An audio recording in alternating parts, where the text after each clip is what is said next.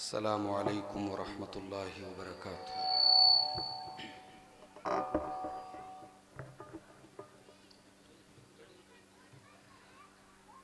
अल्हम्दुलिल्लाह नहमदुहू व नस्तईनुहु व नस्तगफिरुहु व नऊज़ु बिल्लाहि मिन शुरूरि अनफुसिना व मिन सय्यिआति अअमालिना। मन यहदिहिल्लाहु फला मुदिल्ल लहु व मन युद्लिल फला हादिय लहु व अशहदु अल्ला इलाहा इल्लल्लाहु वहदहु ला शरीक लहु व अशहदु अन्न मुहम्मदन अब्दुहु व रसूलुहु। या अय्युहल्लज़ीना आमनुत्तक़ुल्लाहा हक़्क़ तुक़ातिही व ला तमूतुन्न इल्ला व अंतुम मुस्लिमून। या अय्युहन्नासुत्तक़ू रब्बकुमुल्लज़ी ख़लक़कुम मिन नफ़्सिन वाहिदा व ख़लक़ मिन्हा ज़ौजहा व बस्स मिन्हुमा रिजालन कसीरन व निसाअ वत्तक़ुल्लाहल्लज़ी तसाअलून बिही वल अरहाम इन्नल्लाहा काना अलैकुम रक़ीबा। या अय्युहल्लज़ीना आमनुत्तक़ुल्लाहा वक़ूलू क़ौलन सदीदा युस्लिह लकुम अअमालकुम व यग़फ़िर लकुम ज़ुनूबकुम व मन युतिइल्लाहा व रसूलहु फ़क़द फ़ाज़ फ़ौज़न अज़ीमा।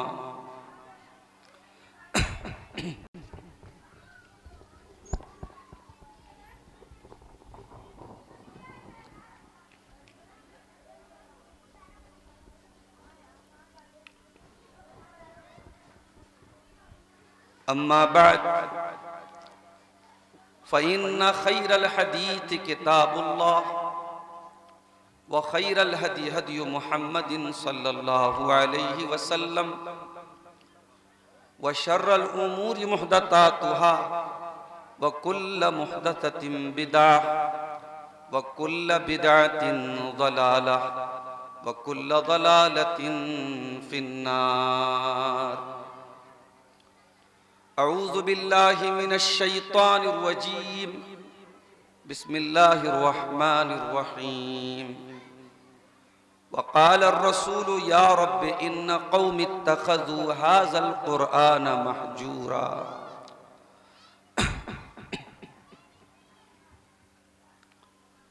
मुहतरम उलमाए किराम,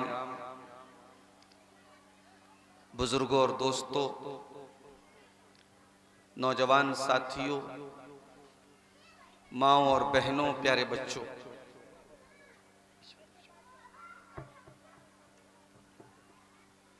आज आपके इस मदरसे के दस्तारबंदी के प्रोग्राम में शिरकत करके बहुत खुशी महसूस हो रही है।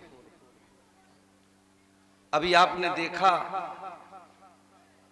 कि 3 हुफ़ाज़े किराम इसी मदरसे से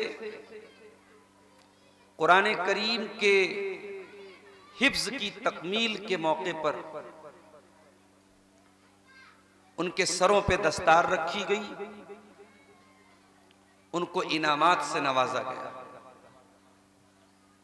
और हमने ये भी देखा कि मदरसे के छोटे छोटे बच्चे और बच्चियां अपने असातिज़ा की तरबियत और ट्रेनिंग के नतीजे में उन्होंने मुख्तलिफ नज़्मों पर,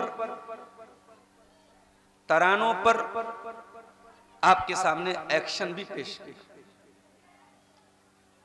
हम अल्लाह ताला से दुआ करते हैं रब्बुल आलमीन इस मदरसे को और तरक्की अता फरमाए और यहां से पढ़ने वाले बच्चे और बच्चियां दीनदार बने, कुरान और सुन्नत के खादिम बने समाज और मुआशरे के लिए मुफीद बने। मेरे भाइयों, ये मौका दस्तारबंदी का मौका है। इस मौके पर आमतौर से जो तकरीरें होती हैं, जो बयानात होते हैं, वो कुरान करीम की अजमत और उसकी अहमियत पर होते हैं। कुरान करीम अल्लाह रब्बुल आलमीन की वो आखिरी किताब है जो रहती दुनिया तक के इंसानों के लिए हिदायत की आखिरी किताब बन के आई है। बदकिस्मती से इस किताब को हमने बड़ा महदूद कर दिया है। ये किताब हमारे यहां झाड़ फूक की किताब बन गई। कुरान करीम की ताजीम और एहतराम का मतलब हम ये समझते हैं कि कुरान को चूम लो, कुरान को रेशम के कपड़े में लपेट के रख दो, कुरान गिरने ना पाए, कुरान के ऊपर हम ना बैठ, मतलब कुरान नीचे और हम ऊपर ना हो। हमारे यहां कुरान करीम के एहतराम की यही शक्लें राइज हैं। कुरान का हकीकी एहतराम क्या है? आइए कुरान से पूछते हैं। शहरु रमज़ान अल्लज़ी उन्ज़िला फ़ीहिल कुरान हुदल लिन्नासि व बय्यिनातिन मिनल हुदा वल फुरक़ान। ये कुरान रमजान के महीने में उतारा गया। हुदल लिन्नास, ये कुरान सारी मानवता के लिए, सारी इंसानियत के लिए गाइडेंस का काम करता है, सही रास्ता दिखाने का काम करता है। इस कुरान की आयतें हक और बातिल के दरमियान फर्क करने वाली है। कुरान सिर्फ हमारी किताब नहीं है, कुरान को अल्लाह ने हुदल लिन्नास कहा, पूरी इंसानियत की हिदायत की किताब। आपने तो बड़ा लिमिटेड कर दिया कुरान को। इस मुल्क में 80 करोड़ से ज्यादा ऐसे लोग हैं जो कुरान को नहीं पढ़ते, जो कुरान से नावाकिफ हैं। कुरान उन तक आपने नहीं पहुंचाया मेरे प्यारे साथ। और कभी आपने गौर किया है अल्लाह ने कुरान उतारा क्यों है? दुनिया में नॉलेज हासिल करने के 3 तरीके होते हैं। एक नॉलेज हम हासिल करते हैं अपने सेंस से, हम देखते हैं, हम सुनते हैं, हम सूंघते हैं, हम टच करते हैं। तो ये हमारे जो 5 सेंसेस हैं, जो हवास से खमसा है, इनके जरिए हम कोई चीज का इल्म हासिल करते हैं। हमने खाना खाया, हमने चख करके पता लगा लिया खाना खाने वाली चीज मीठी है कि नमकीन है। हमने आइसक्रीम को टच करके पता लगा लिया कि वो ठंडी है, बर्फ को हाथ लगाया ठंडी है, बर्तन को हाथ लगाया वो गर्म है। हम देखकर, सुनकर, छूकर, सूंघकर हम चीजों को जान लेते हैं। मगर कभी कभी ये 5 सेंसेस भी हमें धोखा दे देते हैं। हम ट्रेन में सफर कर रहे हैं, हमें ऐसा लग रहा है कि पेड़ चल रहा है, हमें ऐसा लग रहा है पहाड़ चल रहा है। चल तो हम रहे हैं मगर हमारी आंखें धोखा खा रही हैं। तो जब हमारे 5 सेंसेस धोखा खा जाए तो हमारी अकल काम करती है। अकल हमें बताती है कि नहीं, आंख धोखा खा रही है, कान धोखा खा रहा है, नाक धोखा खा रही है। मगर अकल भी कभी कभी धोखा खाती है। अकल का हर फैसला सही नहीं है। भाई आप शादी करते हैं, रिश्ता तलाश करते हैं, लड़की लाते हैं। लड़की आप अपने गांव में, अपने इलाके में अच्छी लड़की तलाश करके निकाह के लिए लाते हैं। अगर कुरान और हदीस को छोड़ दिया जाए, वही को छोड़ दिया जाए, अल्लाह का फरमान छोड़ दिया जाए, तो अक्ल क्या कहती है? अक्ल कहती है बाहर का रिश्ता लाने की क्या जरूरत है, हमारे घर में लड़की मौजूद है, बहन है, बहन की शादी भाई से करा दो। भाई अगर ऐसी ही लड़की लाना है जो हमारे घर के माहौल के साथ तालमेल बिठा सके, तो जो लड़की उसी घर में पली बड़ी है उससे ज्यादा कौन तालमेल बिठाएगा।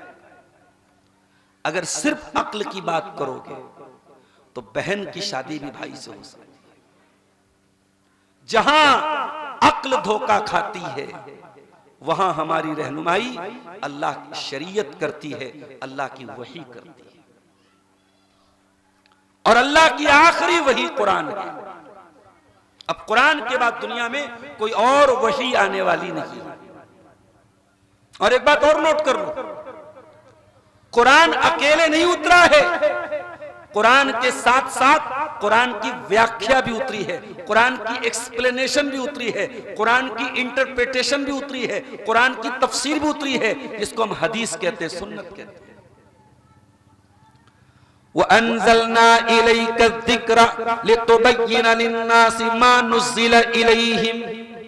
ऐ नबी, हमने आप पर यह कुरान उतारा है ताकि आप कुरान को बयान कर दें, कुरान को क्लियर कर दें, कुरान को एक्सप्लेन कर दें।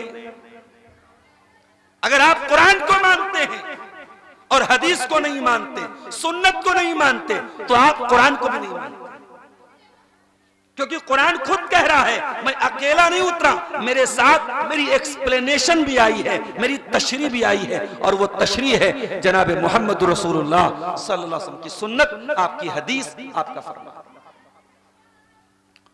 कुरान कहता है मुसल्ला, नमाज कायम करो। फजर में कितनी रकात पढ़ना है कुरान नहीं बताता, ज़ोहर में कितनी पढ़ना है कुरान नहीं बताता, रुकू कैसे करना है कुरान नहीं बताता, सजदा कैसे करना है कुरान नहीं बताता। कुरान कहता है वह आतु ज़का, ज़कात दे दो। कौन से माल पे ज़कात देनी है, किस पे नहीं देनी है, ज़कात का निसाब कितना है, कितने माल में कितनी ज़कात देनी है, कुरान खामोश। तो कुरान के साथ साथ अल्लाह ताला ने अपने नबी की सुन्नत को भी एक वही के तौर पे उतारा है। हाँ, फर्क यह है कि कुरान वही मतलू है और हदीस वही गैर मतलू है। कुरान की तिलावत होती है और हदीस की तिलावत नहीं होती। हदीस की जो वही है वो वही गैर मतलू है। अब इतनी बात अगर आपको समझ में आ गई तो एक बात और समझ लीजिए, ये जो कुरान है, ये हमें जो मिला है, ये कुरान, ये हमें बड़ी आसानी से मिल गया। मेरा नाम अब्दुल्ला, मेरा नाम अब्दुर रहमान, मैं मुसलमान के घर में पैदा हुआ, मेरी आंखें खुली, मेरे घर में कुरान पढ़ा जाता है। इस कुरान को पाने के लिए हमने कोई कुर्बानी नहीं दी, हमने कोई घर बार नहीं छोड़ा, हमने कोई खून का कतरा न बहाया, हमने बाल बच्चों को कुर्बान नहीं किया। इसलिए इस कुरान की कदर मेरे प्यारे भाइयों, मेरी प्यारी माँ और बहनों, हमें और आपको नहीं है। सहाबा से पूछो जिन्होंने इस कुरान को पाने के लिए, इस इस्लाम को पाने के लिए क्या क्या नहीं कुर्बान किया। एक सहाबी है, उनका नाम अम्र बिन सलमा है। अम्र बिन सलमा, लाम पर जेर के साथ, अम्र बिन सलमा। ये कहते हैं मैं जिस कबीले में रहता था वो कबीला हाईवे पर था, मेन रास्ते पर था। लोग इस्लाम कबूल करते थे और मेरे कबीले के पास से गुजरते थे और कुरान की आयतें याद करके आके मुझको सुनाते थे। मैं 6 साल का बच्चा था, 7 साल का बच्चा था, मैं उन कबीले के लोगों से कुरान सुन सुन करके याद कर लेता था। जब मेरे कबीले के लोग इस्लाम लाए और अल्लाह के प्यारे नबी ने फरमाया या उम्मुल कौम अक़रउहुम लिकिताबिल्लाह, इमामत वो कराएगा, नमाज वो पढ़ाएगा जिसको कुरान सबसे ज्यादा याद हो, जो कुरान का सबसे ज्यादा पढ़ने वाला। अल्लाह हू। दुनिया में इबादत खानों की चौकीदारी खानदानों के हिसाब से होती है, बरादरी के हिसाब से होती है। इस्लाम में नमाज जैसी इबादत में इमाम कौन बनेगा? तो समाज का सबसे बड़ा सेठ हो नहीं, जिसके पास सबसे ज्यादा दौलत हो नहीं, जिसकी बिरादरी सबसे ऊंची हो नहीं। अक़रउहुम लिकिताबिल्लाह, नमाज वो पढ़ाएगा जिसे कुरान सबसे ज्यादा आता हो, चाहे दुनिया के एतबार से वो सबसे गरीब हो, सबसे कमजोर हो, उसकी बिरादरी को सबसे हकीर माना जाता हो, लेकिन कुरान जिसको सबसे ज्यादा याद है वही नमाज पढ़ाएगा। अम्र बिन सलमा कहते हैं, मैंने लोगों से सुन सुन करके कुरान को याद किया था। जब मेरी कौम के लोग ईमान लाए, उन्होंने मुझको आगे कर दिया, मुझको इमाम बनाया, और मैं 6 साल का या 7 साल का बच्चा मैं इमाम बन गया। कहते हैं मेरे पास सिर्फ एक चादर थी, मैं नमाज पढ़ाता था, रुकू में जाता था, एक ही चादर पहनता था, ओढ़ता था, मेरा सतर खुल जाता था। औरतें भी नमाज में आया करती थी। औरतों ने डिमांड की कि अपने इमाम को ढंग का कपड़ा तो दे दो, तो मेरे कबीले के लोगों ने, गांव के लोगों ने मुझे खरीद करके एक चादर दी, और कहते हैं उतनी खुशी मुझे जिंदगी में कभी नहीं हुई जितनी खुशी उस वक्त हुई। तो सहाबा ने बड़ी ठोकरें खा के इस कुरान को हासिल किया था मेरे साथ। एक सहाबी, उनका नाम अब्दुल उज्जा था, बाप भी काफिर, चचा भी काफिर, मां भी काफिर। बाप का इंतकाल हो चुका था, यतीम थे, चचा की परवरिश में रहते थे। अल्लाह के प्यारे नबी के बारे में सुना, इस्लाम ले आए, कलमा पढ़ लिया। जब कलमा पढ़ लिया, चचा को पता चला, चचा ने घर से निकाल दिया, मां के पास आए, मां ने भी सारे रिश्ते तोड़ डाले। मां ने यहां तक कहा कि तेरे बदन पे जो कपड़ा है वो कपड़ा भी हमारी कमाई का है, ये कपड़ा भी तू लेके नहीं जा सकता। उनके बदन से कपड़े छीन लिए गए, सिर्फ एक चादर उनके बदन पे बाकी बची थी। एक चादर को उन्होंने 2 टुकड़े बांटा, 2 टुकड़ों में बांटा। आधी चादर को लुंगी बनाया, आधी चादर को ऊपर का बदन ढांपा, और उसी हालत में अल्लाह के नबी के पास आए। नबी ने अपने सहाबी को गले लगाया, कहा क्या नाम है तेरा? कहा अब्दुल उज्जा नाम है। कहा कि आज से तेरा नाम अब्दुल्ला है। हजरत अब्दुल्ला ने अपनी पूरी कहानी सुनाई। अल्लाह के नबी ने फरमाया कि आज से तेरा नाम अब्दुल्ला जुल्बेजादैन है, 2 चादरों वाला अब्दुल्ला। तेरे पास ये 2 चादरें, तू मक्के से मदीना आया है 2 चादरें लेके, आज से तेरा नाम अब्दुल्ला जुल्बेजादैन। माफ कीजिएगा, मैं मुसलसल कई रातों से प्रोग्राम कर रहा हूं, रात में जगाई, फिर सुबह मदरसे की ड्यूटी, नींद का पूरा ना होना, गला पूरी तरीके से बैठा हुआ है। नींबू की चाय वाय पी, शायद गला खुल जाए, गला मुतासिर है, लेकिन मैं समझ रहा हूं मेरी बातें आपको समझ में आ रही हैं। आप गले की इस खराबी को नजरअंदाज करते हुए मेरे मैसेज और पैगाम पर गौर कीजिएगा। बहुत लंबी तकरीर नहीं करूंगा, कुछ बुनियादी बातें आपके सामने रख के मैं चला जाऊंगा। अब्दुल्ला जुल्बेजादैन, यतीम बच्चा, 16-17 साल का जवान मदीना आता है एक चादर में, और अल्लाह के नबी उसका नाम रखते हैं अब्दुल्ला जुल्बेजादैन। नबी का महबूब सहाबी नबी के दरवाजे पर रहने लगते हैं, नबी की खिदमत में लगे रहते हैं, सुबह शाम अल्लाह अल्लाह करते हैं। गज़वे तबूक का मौका आता है, हजरत अब्दुल्ला कहते हैं, ऐ अल्लाह के नबी, मैं भी आपके साथ चलूंगा। हालांकि वो सफर बड़ा मुश्किल था, मदीना से 700 किलोमीटर का सफर करना था। हालात अच्छे नहीं थे, सवारी की कमी थी, सामान की कमी थी। नबी अकरम तैयार हो गए, हजरत अब्दुल्ला जुल्बेजादैन अल्लाह के प्यारे नबी के साथ गए। वापसी में रास्ते में हजरत अब्दुल्ला का इंतकाल हो गया। आधी रात का टाइम है, अल्लाह के प्यारे नबी हजरत अब्दुल्ला को कफनाते हैं, और कफना करके अपने कंधे पे उठा करके कब्र पे लेके जाते हैं और अपने हाथों से कब्र में उतारते हैं, और कब्र में उतारने के बाद अपने दोनों हाथ आसमान की तरफ उठा के कहते हैं अल्लाहुम्मा इन्नी अमसैतु अन्हु राज़िया फरज़ानहु, ऐ अल्लाह मैं अब्दुल्ला ज़ुल्बिजादैन से राजी था, ऐ अल्लाह तू भी इससे राजी हो जा।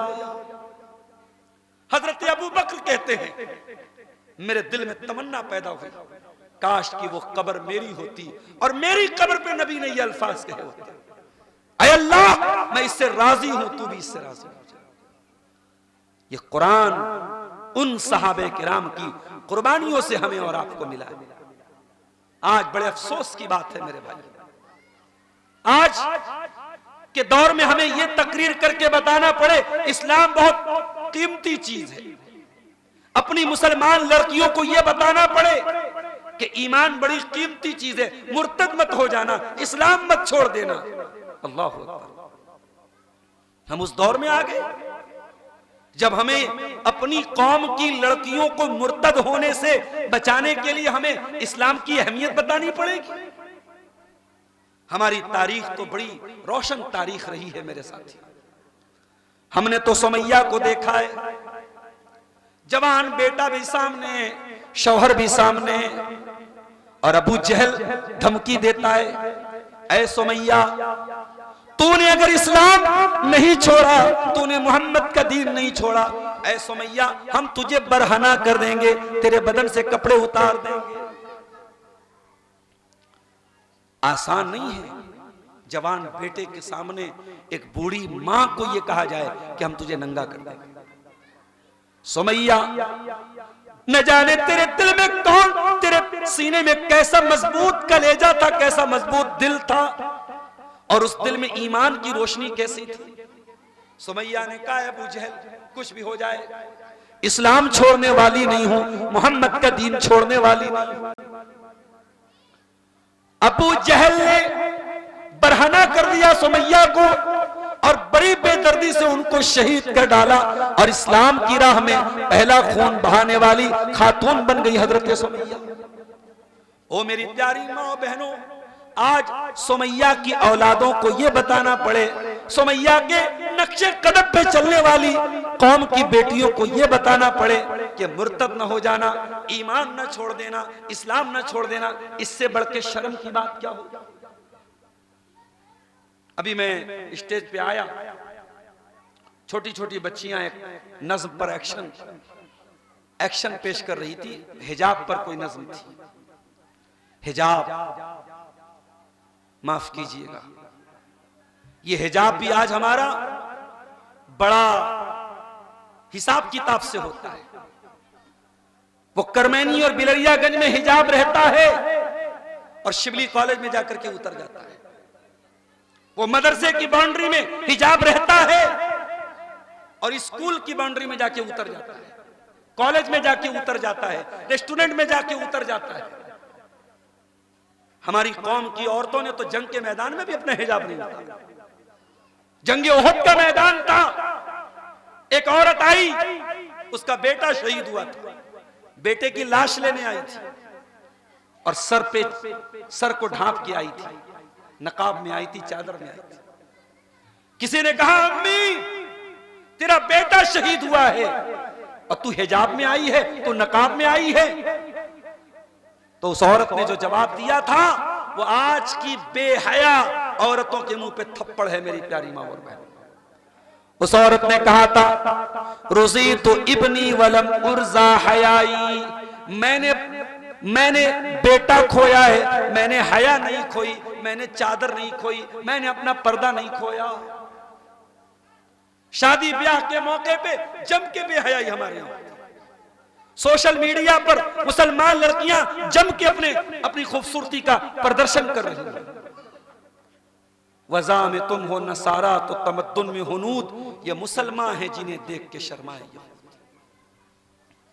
ये मऊ मुबारकपुर आजमगढ़ का इलाका जिसका एक अपना कल्चर, अपनी एक तहजीब, अपनी एक पहचान थी, माफ करना अब धीरे धीरे वो पहचान मिट रही है मेरे भाई। अफसोस होता है, दर्द होता है, तकलीफ होती है। वजह क्या है? मकान अगर कमजोर हो रहा है तो मकान की बुनियाद पर नजर डालो मेरे साथी। हमारी बुनियादें कमजोर हो रही हैं। हमारी नई नस्ल कुरान और हदीस नहीं जानती। मैं इस मदरसे में आया, मैंने यहां के टीचर से पूछा मदरसा कब कायम हुआ? बोले 2014 में कायम हुआ। लगभग 11 साल हो गए। 11 साल आपने मदरसे को खड़े किए, 11 साल हुए। इन 11 सालों का ये रिजल्ट है कि आज माशाअल्लाह इतने सारे बच्चे और बच्चियां यहां पढ़ रहे हैं, दीन की तालीम हासिल कर रहे हैं, बच्चे कुरान का हिफ्ज कर रहे हैं। और मुझे बताया कि बच्चियों के लिए भी अल्हम्दुलिल्लाह आगे चल के इंशाअल्लाह उनके लिए भी हिफ्ज का प्रोग्राम शुरू होगा। अल्लाह इसकी भी तौफीक सबको दे। लेकिन मेरे भाइयों, ये काम हर जगह होना चाहिए। मैं अक्सर जाता हूं तकरीर करने, तो मैं कहता हूं आप इंग्लिश मीडियम स्कूल में अपने बच्चों को पढ़ाइए, कोई प्रॉब्लम नहीं, मगर अपने बच्चों की बुनियाद इतनी मजबूत कर दीजिए।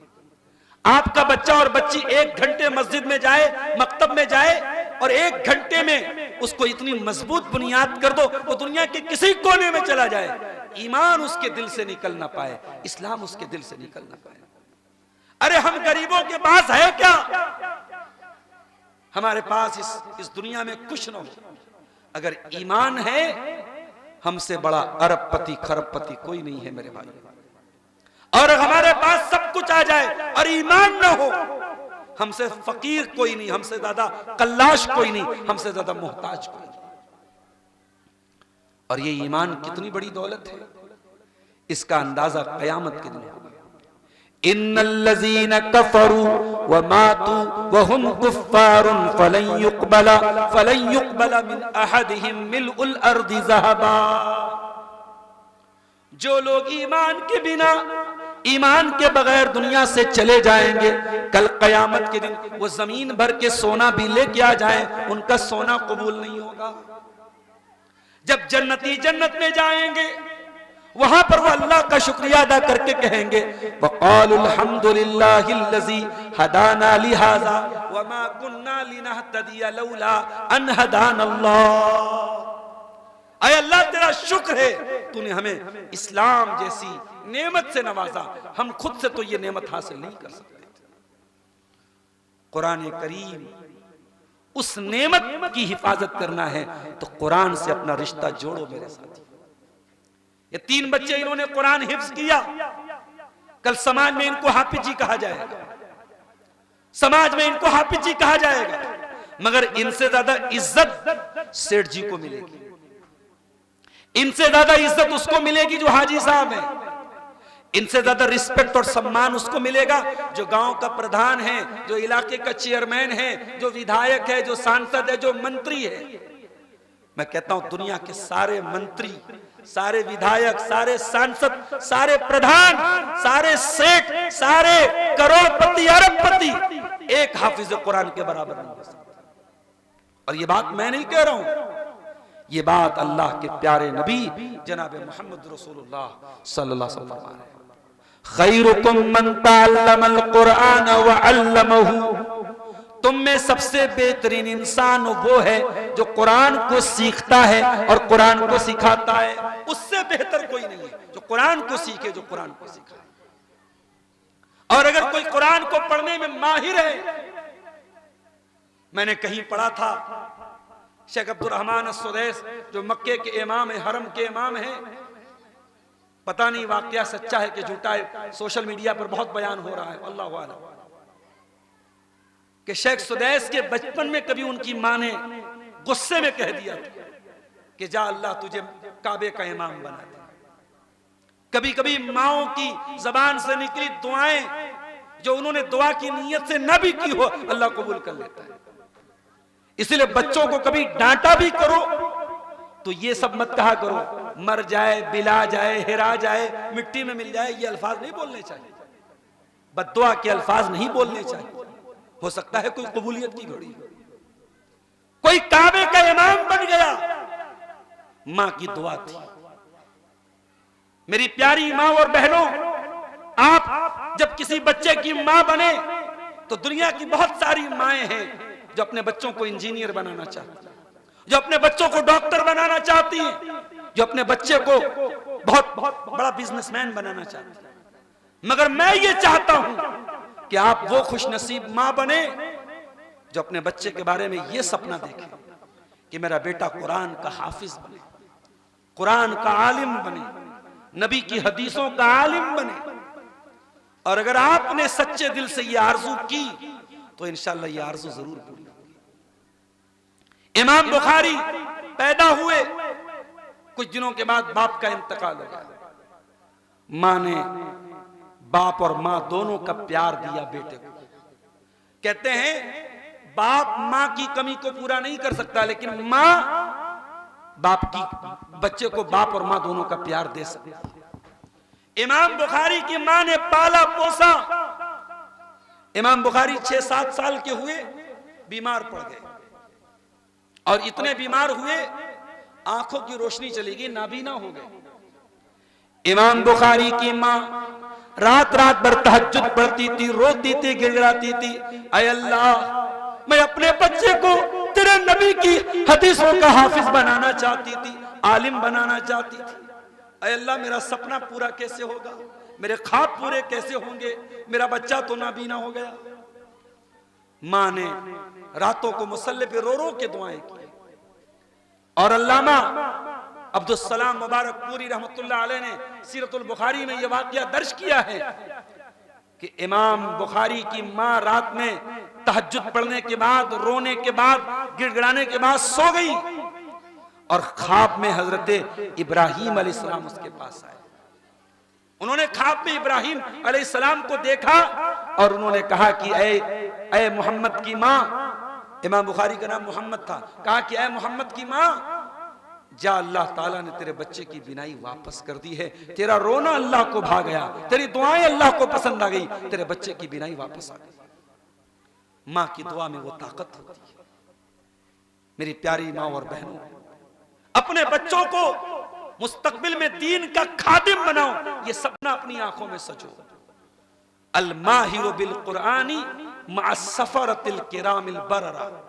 अल्लाह के नबी फरमाते हैं, बुखारी और मुस्लिम की रिवायत है कि जो कुरान में माहिर है, जो कुरान में एक्सपर्ट है, जो कुरान का हाफिज है, जो कुरान को सही तरीके से पढ़ता है, वो बहुत आला मकाम वाले फरिश्तों के साथ रहेगा।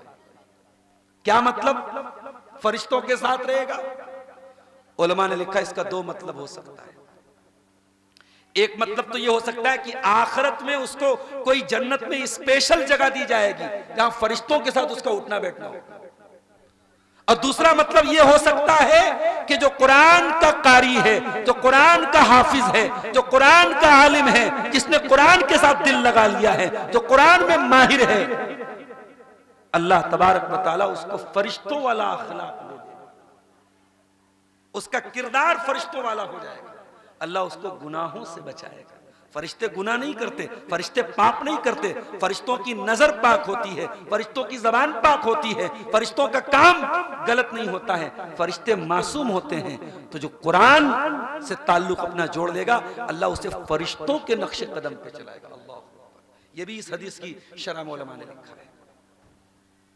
मेरे भाइयों, ये कुरान वो किताब है जो दुनिया में भी काम आएगी और मरने के बाद कब्र में भी काम आएगी। अरे कब्र में तो हमारे बच्चे भी काम नहीं आएंगे। बहुत प्यार करते हैं आपके बच्चे, दिल्ली, बंबई, कलकत्ता जा जा के बिजनेस करते हो बच्चों के लिए। आजमगढ़ में जमीनें खरीद के रखी हैं बच्चों के लिए, और ये बच्चे आपके मरने के बाद 4 दिन आंसू बहाएंगे, आपकी कब्र पे मिट्टी दे के हाथ झाड़ के चले जाएंगे। कब्र में क्या होगा आपके साथ, ये बच्चे आपके काम नहीं आएंगे।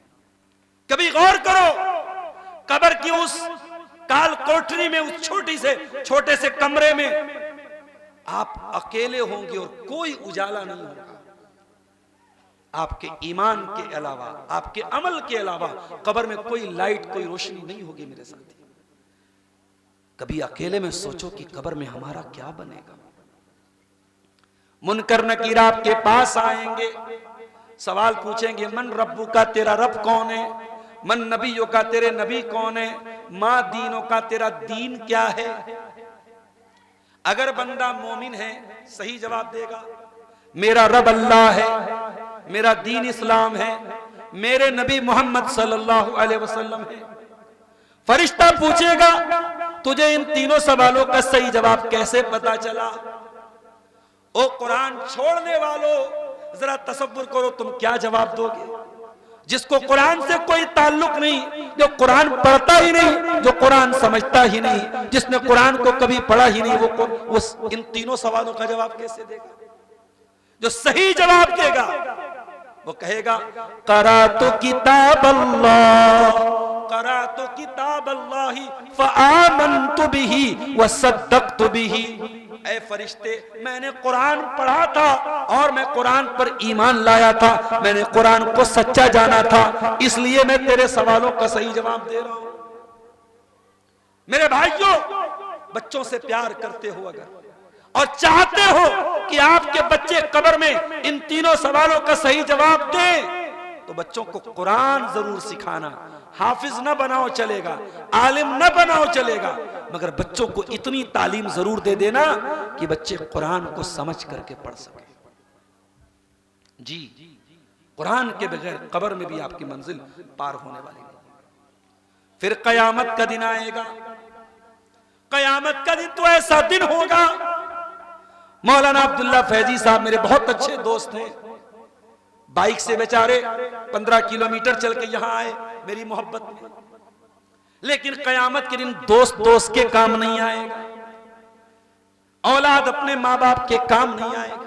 यौम यफ़िरुल मर्उ मिन अख़ी व उम्मिही व अबी व साहिबतिही व बनी लिकुल्लि इम्रिइन मिनहुम यौमइज़िन शानुन युग़नी। कयामत के दिन कोई किसी के काम नहीं आएगा, सबको अपनी अपनी पड़ी होगी। ऐ अल्लाह, जब कयामत के दिन कोई किसी के काम नहीं आएगा, मैं रात रात भर कुरान पढ़ता था। ऐ अल्लाह, तेरी कोई बंदी थी जो कुरान की हाफिजा थी, जो कुरान की आलिमा थी, जिसने ऑनलाइन कुरान की तालीम हासिल की थी, जिसने मदरसे में जाके कुरान पढ़ा था, कुरान हिफ्ज किया था, कुरान समझने की कोशिश की थी। ऐ अल्लाह, क्या कुरान पढ़ने वाले को और कुरान पढ़ने वाली को क्या कयामत के दिन कुरान काम देगा? फरमाया, इक़राउल कुरान व इन्नहु याती यौमल क़ियामति शफ़ीअन लिअस्हाबिही। कुरान पढ़ा करो, कुरान कयामत के दिन भी तुम्हारी सिफारिश करेगा और कुरान की सिफारिश कबूल की जाएगी। अगर आपकी रातें कुरान के लिए गुजरी हैं तो कुरान कयामत के दिन कहेगा, ऐ अल्लाह, जब दुनिया स्नैपचैट के नशे में मगन थी, जब दुनिया फेसबुक के नशे में मगन थी, ऐ अल्लाह, ये रातों को कुरान पढ़ा करता था। कुरान सिफारिश करेगा कयामत के दिन और कुरान की सिफारिश कबूल की जाएगी। ये कोई मामूली किताब नहीं है मेरे साथ, ये वो किताब है। नबी अकरम ने फरमाया, इन्नल्लाह यरफ़उ बिहाज़ल किताबी अक़वामन व यज़उ बिही आख़रीन। अल्लाह इस कुरान के जरिए बहुत सारे लोगों को इज्जत भी देगा और इसी कुरान के जरिए बहुत सारे लोगों को जलील भी करेगा। जो कुरान को छोड़ेगा वो जलील होगा।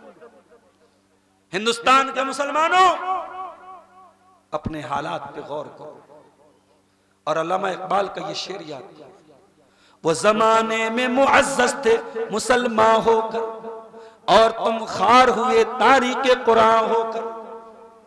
कुरान से दूर हैं हम और आप।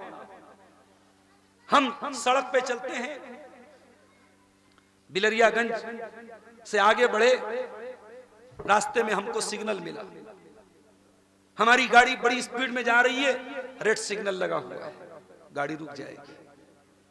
गाड़ी अगर आगे बढ़ेगी, कैमरा लगा है, चालान कट जाएगा। हाईवे पर हम चल रहे हैं, बड़ी रफ्तार से हमारी गाड़ी जा रही है, एक जगह लिखा है यहाँ स्पीड लिमिट है, यहाँ आपकी गाड़ी 50-60 से ज्यादा नहीं होनी चाहिए। ऑटोमेटिक ड्राइवर गाड़ी की स्पीड स्लो कर देगा कि भाई यहाँ स्पीड लिमिट लगी है, हमें गाड़ी को 50-60 के अंदर रखना है, हम बढ़ाएंगे हमारा चालान कट जाएगा। दुनिया में गाड़ी चलाने के नियम हैं जिनको हम ट्रैफिक रूल कहते हैं। जिंदगी के भी कुछ नियम और कानून है मेरे भाई।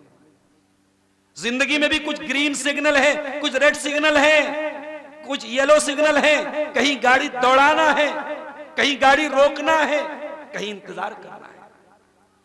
और जिंदगी के ये सिग्नल कौन बताता है? ये कुरान बताता है।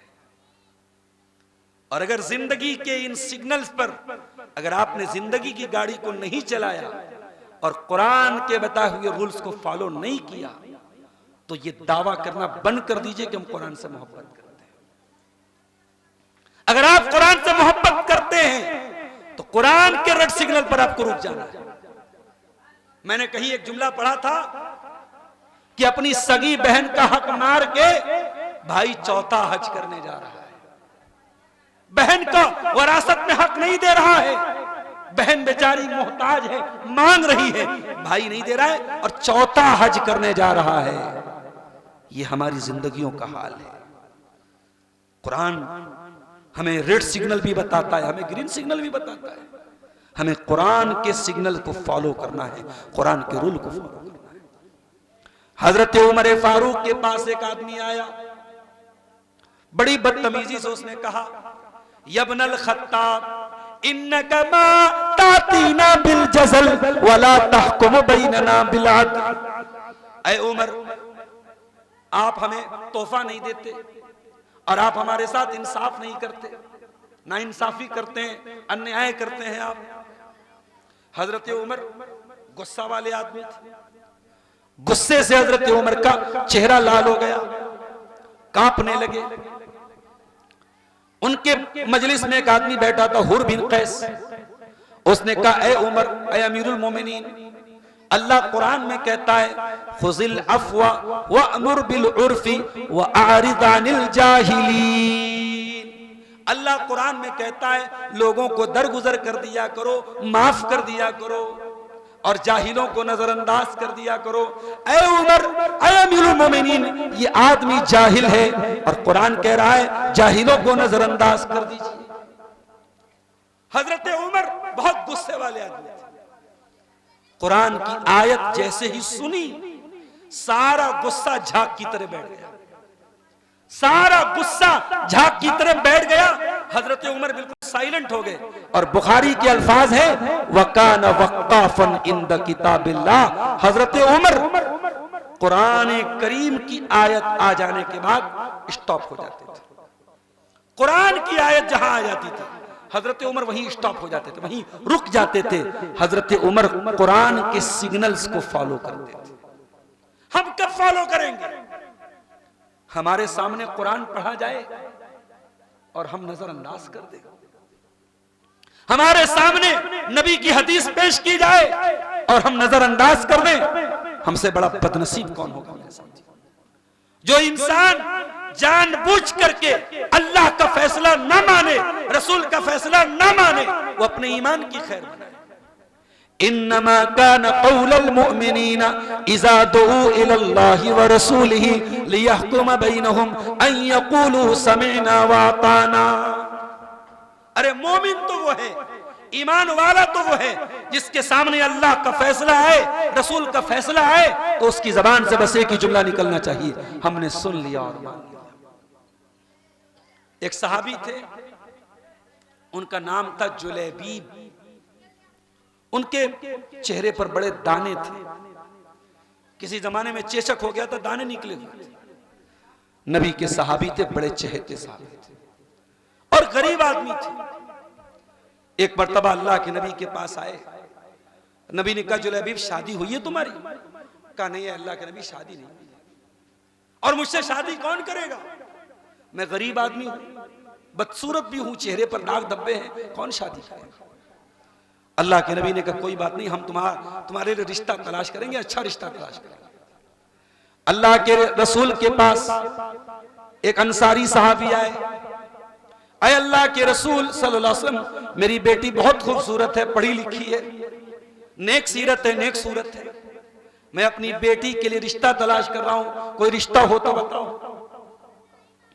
अल्लाह के प्यारे नबी सल्लल्लाहु अलैहि वसल्लम ने फरमाया, आपकी बेटी के लिए मेरे पास एक रिश्ता है। अंसारी साहबी बहुत खुश हो गए। अय अल्लाह के नबी, किसका रिश्ता है? आपने फरमाया, मैं आपकी बेटी का रिश्ता जुलैबीब से करना चाहता हूं। सहाबी रसूल जानते थे जुलैबीब गरीब आदमी है, बदसूरत आदमी है। नबी ने रिश्ता भी दिया तो कैसा रिश्ता दिया। सहाबी ने कहा अल्लाह के रसूल, मैं बच्ची की मां से मशवरा कर लेता हूं। पता यह चला कि उस जमाने में भी रिश्ते नाते की बातें औरतों के मशवरे के बगैर मुकम्मल नहीं होती थी। लड़की का रिश्ता लड़की की मां के मशवरे के बिना नहीं लगता था। साहबी अपने घर आए और लड़की की मां के सामने बात पेश की कि अल्लाह के प्यारे रसूल ने हमारी बेटी के लिए एक रिश्ता पेश किया है, और वो रिश्ता किसका है? जुलैबीब का है। लड़की की मां बहुत नाराज हुई, बड़े गुस्से में आ गई। उसने कहा कोई और रिश्ता नहीं है, हम जुलैबीब से अपनी लड़की की शादी करेंगे।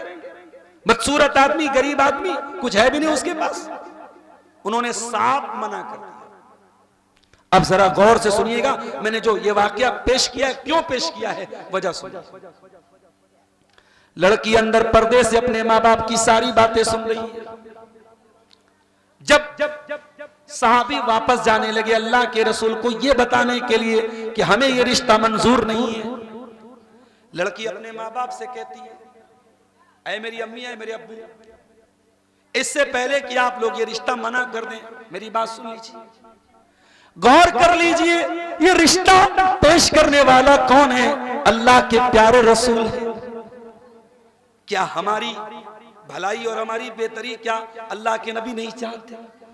क्या नबी को नहीं पता कि मैं खूबसूरत हूं और मेरे हक में क्या बेहतर है? ऐ मेरे अम्मी अब्बू, अतरुद्दून अला रसूलिल्लाहि सल्लल्लाहु अलैहि वसल्लम व अमरहु, क्या आप अल्लाह के रसूल का हुक्म टाल देंगे? क्या नबी का रिश्ता रिजेक्ट कर देंगे? सोच लीजिए। जब लड़की ने ये बात कह दी और कहा कि ऐ मेरी अम्मी, ऐ मेरे अब्बू, अगर ये रिश्ता नबी ने पेश किया है, मुझे ये रिश्ता मंजूर है, अल्लाह बेहतर करेगा, आप मेरी शादी कर दीजिए। सहाबी आए और उन्होंने पूरा वाकया सुनाया कि हम दोनों मियां बीवी तो राजी नहीं थे, हमारी बेटी ने ऐसी ऐसी बात कही और हमें यह रिश्ता मंजूर है। नबी अकरम सल्लल्लाहु अलैहि वसल्लम बहुत खुश हुए और आपने दुआ की, ऐ अल्लाह इस लड़की की जिंदगी में बरकत अता फरमा, वला तजअल ऐशहा कद्दन कद्दा, इसकी जिंदगी में कभी दुख ना आए, कभी तकलीफ ना आए। कुछ दिनों के बाद शादी हुई, मियां बीवी बड़ी मोहब्बत से रहने लगे। फिर एक गज़वे में हजरते जुलैबीब शामिल हुए अल्लाह के रसूल के साथ और शहीद हो गए। और जब शहीद हुए, अल्लाह के प्यारे नबी ने उनको भी कब्र में उतारा और उनके हक में दुआ की। और सहाबा कहते हैं जुलैबीब के मरने के बाद जब वो लड़की बेवा हो गई, बेवा औरतें दूसरों की मोहताज हो जाती हैं, मगर हमने देखा कि पूरे मदीना में सबसे ज्यादा सदका खैरात करने वाली अगर कोई बेवा थी तो जुलैबीब की बेवा थी। और हमें नहीं मालूम उसके पास रोजी कहां से आती थी, दौलत कहां से आती थी, मगर हमने ये देखा कि पूरे मदीने में सबसे ज्यादा सदका खैरात करने वाली अगर कोई औरत थी तो जुलैबीब की औरत थी। मेरी प्यारी माँ और बहनों, मेरे भाइयों, आज हम मुसलमान हैं, मगर माफ कीजिए, कुरान और हदीस पर अमल करने का जज्बा आज हमारे अंदर नहीं। हमारी बातें बड़ी बड़ी है, हम ये कर देंगे, हम वो कर देंगे, नबी से प्यार के नाम पे जुलूस निकाल देंगे, नबी के प्यार के नाम पे बैनर लगा देंगे, मोबाइल पर स्टेटस लगा देंगे। हमारे अमल में मोहब्बत रसूल कहां है? हमारे अमल में कुरान की मोहब्बत कहां है? अगर कुरान से मोहब्बत है तो कुरान को पढ़ो, कुरान पर गौर करो और कुरान पर अमल करो। ये दिलों में जो ताले लगे हुए हैं, मोबाइल लॉक हो जाए तो मोबाइल का पासवर्ड डालना पड़ता है, पैटर्न लॉक डालना पड़ता है, दिल में ताला पड़ा हुआ है। और दिल का लॉक खोलने के लिए, दिल को अनलॉक करने के लिए कुरान क्या कहता है? अफला यतदब्बरून अल कुरान अम अला कुलूबिन अक़फ़ालुहा, तुम कुरान पर गौर क्यों नहीं करते? क्या तुम्हारे दिलों पर ताले लगे हुए हैं? तो दिल को का ताला अगर खोलना है तो कुरान पर गौर करो मेरे भाइयों। मेरा वक्त मेरे ख्याल से 45 मिनट का टाइम था, टाइम खत्म हो गया है। जाते जाते एक आखिरी बात करके बात खत्म कर रहा हूं।